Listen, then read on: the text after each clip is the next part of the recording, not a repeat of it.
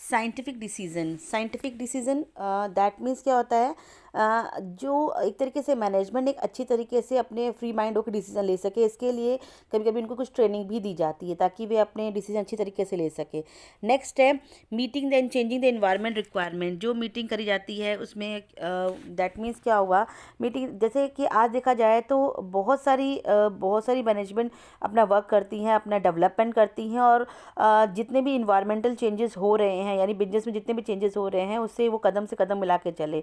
इसलिए जो प्रोडक्शन हो गया या नई नई जो टेक्नोलॉजी आ रही है तो उसके परिवर्तन के अनुसार वो उस चीज़ को कर लेते हैं, और उसके बाद जो इन्वायरमेंटल रिक्वायरमेंट्स होती हैं उसके अकॉर्डिंग ये काम करते हैं ताकि वो अपने आप को एक तरीके से आने वाली जो चुनौतियाँ उसमें अपने आप को सही बना सके। नेक्स्ट देखिए फुलफिलिंग द सोशल रिस्पॉन्सिबिलिटी। ये जो मैनेजमेंट का जो मेन होता है ये जो जितने में समाजी रिस्पॉन्सिबिलिटी होती है, सोशल रिस्पॉन्सिबिलिटी को उसको भी पूरा करता है ताकि अच्छे किस्म की अच्छी वैरायटी की आपको प्रोडक्ट दे सके और एक रीजनेबल प्राइस में और एंड एवरी टाइम आपको वो प्रोवाइड करवा सके। Management is training of education and research. जो management is training education and research.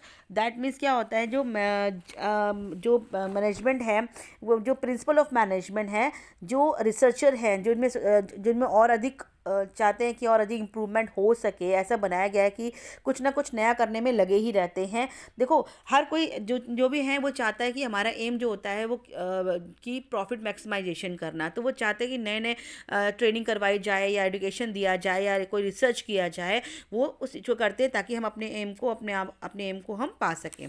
Next है ये जे टेलर साइंटिफिक मैनेजमेंट। इन्होंने क्या किया था, जो उन्होंने साइंटिफिक रूल दिया था, जो हमारे फेडरिक विस्लो टेलर थे, उन्होंने क्या किया था, उन्होंने बताया था scientific management attempt to the eliminate waste to ensure the maximum production at a maximum cost.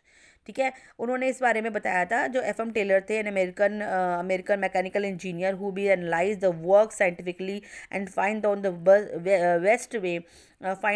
Best way to any work. His books of Principle of Scientific Management was published in 1911.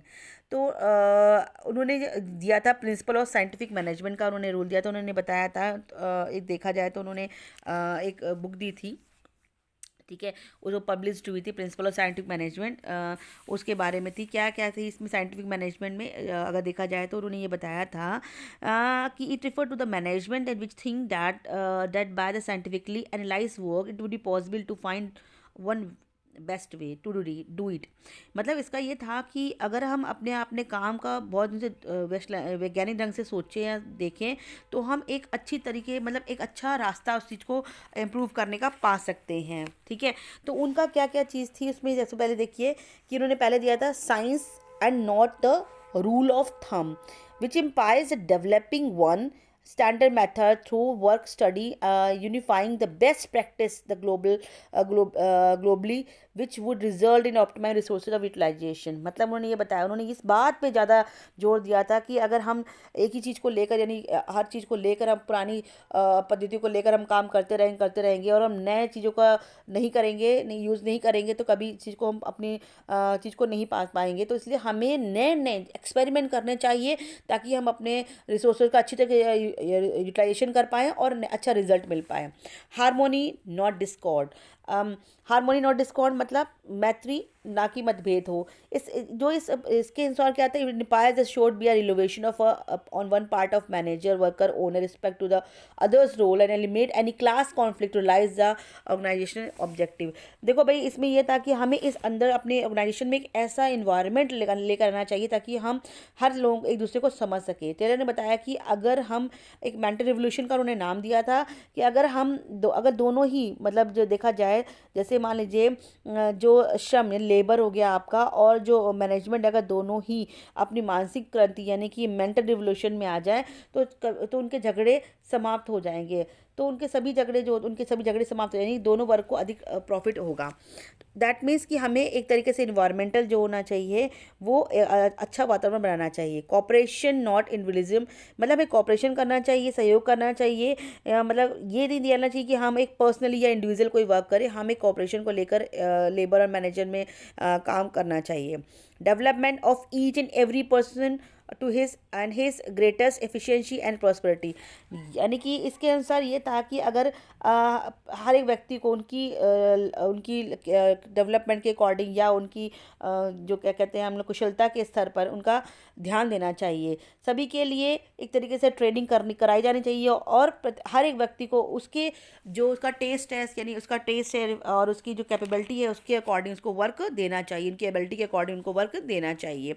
Technique of scientific management क्या क्या थी? Technique of scientific management पहले है आपका functional foremanship. Functional foreman is the technique of planning executing separated. अगर देखा जाए तो there is 8 types of specialised profession for each under planning and execution to work watch all the worker expect optimum performance. अगर देखा जाए functional for उसमें क्या था, इस डिपार्टमेंट में उन्होंने क्या बताया था, इसमें बताया गया कि किस तरीके से हम अपनी विषय की योग्यता का जितनी एबिलिटी का उसका यूज़ कर सकते हैं। हम अपने जो ऑर्गेनाइजेशन है उसको छोटे छोटे भागों में उसको डिवाइड कर सकते हैं और हर एक में किसी न किसी एक एक्सपर्ट को काम दे दिया जाए ताकि हम एक तरीके से एक अच्छा चीज़ पा सके। जैसे उन्होंने डिवाइड किया प्लानिंग इंचार्ज और प्रोडक्शन इंचार्ज। सबसे पहले उन्होंने किया planning incharge and production incharge करा।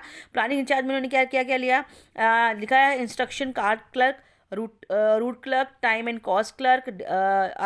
आगे देखिए डिसिप्लिनरियन। प्रोडक्शन इंचार्ज में speed boss, gang boss, repair boss है, इंस्पेक्टर। जिससे क्या था कि सबको अपने डिवीज़न के अकॉर्डिंग वर्क दे दिया गया था।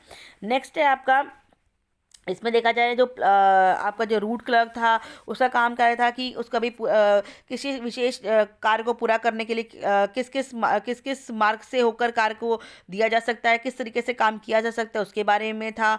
जो आपका इंडक्शन ऑफ कार्ड क्लर्क था उसमें ये बनाए, इनमें एक तरीके से एक तरह से उन्होंने एक लोगों की एक पूरी टोली बनाई थी जिसमें सबको इन कार्डों में कार की प्रकृति मतलब नेचर क्या है, हम इसको किस तरीके से कर सकते हैं, कितनी मशीनों का इस्तेमाल होगा, कितने प्रोडक्ट का इस्तेमाल होगा, वो सब की इनकी इन्फॉर्मेशन दी जाती थी। टाइम एंड क्लर्क कॉस्ट में ये दिया जाता था कि कब हम इसको काम करेंगे और कब तक ये काम होगा और कितना समय लगेगा, इसको भी निश्चित कर दिया जाता था। डिसिप्लिनरी ऑफिसर जो थे वो ये करते थे कि हर एक काम ढंग से हो सके। अगर हम बात करते हैं प्रोडक्शन इंचार्ज की, प्रोडक्शन इंचार्ज में पहले आता है आपका स्पीड पोस्ट, सॉरी जो आपका जो कहते हैं स्पीड बॉस। उसमें क्या था, स्पीड बॉस का काम क्या था कि जो काम जो जिनको काम दिया गया, जो लेबर है वो काम कर रहे हैं कि नहीं कर रहे, कितनी गति से कर रहे हैं, अगर नहीं कर रहे हैं तो उनको क्यों नहीं कर रहे हैं इसका रीज़न जाने। गैंग बॉस, इसका ये होता था कि हर एक समूह को, हर एक जितने पार्ट है उनको टोलियों में बांट दिया जाता था और उनका एक रिप्रेजेंटेटिव बनाया जाता था, उसे हम क्या कहते थे, गैंग बॉस कहते थे। इसका मेन वर्क क्या था कि ये दोनों चीज़ें लेबर एंड मशीन दोनों को प्रोडक्शन करने की स्थिति में है या नहीं और उनकी जितनी भी रिलेटेड रिक्वायरमेंट थी उनको पूरा करना।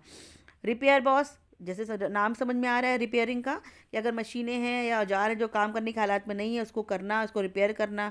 Inspector, that means you can understand the meaning of inspector, that means inspect करना कि काम किस तरीके से हो रहा है, जितनी किस्में हैं उसका काम हो रहा है कि नहीं हो रहा है। नेक्स्ट आता है standardisation and simplification of work, यानी कि इसका मेन काम होता है कि जो कुछ स्टैंडर्ड हम डेफिनेट निश्चित कर देते हैं, जैसे एक वर्कर के लिए एक दिन में कितना काम वो कितना कर सकता है, ठीक है, और कितने कार को कितने टाइम पे करेगा, यानी कि जो उनके जो रॉ मटेरियल है, मशीनें हैं, औजारें हैं, उनको उनके अकॉर्डिंग जो है कर दिया जाता है। जैसे business activity where simplify the refers administration fuller varieties of production and services, it result in saving the cost of labour, machine and tools. Method studies, the objective of method study is to find out the one best way to do the job, maximization efficiency, use of material, machinery and manpower and man power. देखो बेटा, इन सब चीज़ों में क्या था कि ये इसका मेन मतलब ये था कि एक विशेष काम को करने के लिए किस मेथड को इस्तेमाल किया जाए, ताकि रिसर्च के इस मेथड को यूज़ करने के लिए ना जो रिसर्च पद्धति थी उसका यूज़ किया जाता था, ताकि हम कितना इसका उत्पादन का लागतों को न्यूनतम तथा गुणवत्ता व उपभोक्ता संतुष्टि स्तर को अधिकतम करना। यानी हमारा मेन मोटिव ये था कि मैक्सिमाइजेशन एफिशिएंसी करना, ठीक है, ताकि हमें जो हमारा प्रोडक्ट बन रहा है वो उसका जो कॉस्ट है वो कम हो पाए, लेकिन उसकी जो टाइप है वो अच्छी हो पाए। Motion study, Motion studies referred to seek the elimination unnecessary motion in the execution of job enabled to complete the in less time efficiency। यानी उसके जो भी उन चीज़ों को देखना जो एफिशिएंसी को कम करते हैं, और जो एक्स्ट्रा जो फालतू की चीज़ें हो रही हैं उसको ख़त्म करना, समाप्त करना, ताकि हम जो है अच्छे से ढंग से अपना मोटिव पूरा कर पाए। टाइम स्टडी का मतलब यही होता है कि हमें डिटरमाइन करना कि हमें कितने टाइम पे क्या किस चीज़ का इस्तेमाल करना है, कितना टाइम लेना है। इसमें एक स्टॉप वॉच का भी यूज़ किया जाता था कि हम ये देखते थे कि हाँ, जो श्रम की लागत का अनुमान लगाते थे, कितने जो हमारे पास लेबर हैं उनकी संख्या को देखना, और कितने निर्धारण हो रहा है, इन सब चीज़ों के बारे में करना है। यानी देखा जाए तो worker to be employed, frame suitable incentive schemes, determine the labour cost, इन सब चीज़ों के बारे में करना। Fatigue study, differential price wage system, mental revolution, ये सारे चीज़ें जो आपको जो थे फोइल के जो ये सारी चीज़ें थी, ये जो आपकी ये सब टेक्निक ऑफ साइंटिफिक मैनेजमेंट, इसके बारे में आपको उन्होंने बता रखा था। नेक्स्ट आता है हमारा फ्योर प्रिंसिपल ऑफ मैनेजमेंट। ये प्रिंसिपल ऑफ मैनेजमेंट क्या था? डिवीजन ऑफ वर्क, किस तरह से डिवीजन इनका वर्क का डिवीजन करना चाहिए। अथॉरिटी एंड रिस्पॉन्सिबिलिटी, सबको ऑर्डर के अकॉर्डिंग मैनेजर को देखना चाहिए कि किसको किस तरह की रिस्पॉन्सिबिलिटी देनी चाहिए। डिसिप्लिन इज़ वेरी इंपॉर्टेंट, क्योंकि भाई इसमें अगर हम डिसिप्लिन को नहीं रखेंगे तो हमारा वर्क जो है वो नहीं हो पाएगा। Unity of command, there should be only one boss for every employee. if an employee gets order to other superior the save the time and principle of unit command is violated। देखो हर एक मतलब work के लिए एक ही main head होना चाहिए, वही order they. Unity of direction, each group of activity having the same objective, one head and one plan. मतलब हर ग्रुप का एक एक्टिविटी का सेम ऑब्जेक्टिव है तो must have one head and one plan. Ensure that unity of action and coordination के through ये काम होना चाहिए। सब coordination, individual interest on general interest. Remuneration of employees, that is very important, क्योंकि अगर हम ये देंगे, रेमुनरेशन देंगे तो हमारा वर्क अच्छी तरीके से हो पाएगा। Overall pay and compensation should be fair both employees and the organisation. Centralisation and decentralisation, scalar chain है आपका। The formal lines of authority between the superior and the subordinate of the highest and lowest rank. Okay, the scale chain is should be violated, but in emergency employee at the same level as contact through the gang plank। ठीक है। Order, equity मतलब work superior organisation should be a free from all of the discrimination, principle of justice, stability, initiative, ये सारी चीज़ें जो थी वो दे रखी थी। अब ये था हमारा किसका रिलेटेड था? Principle of management.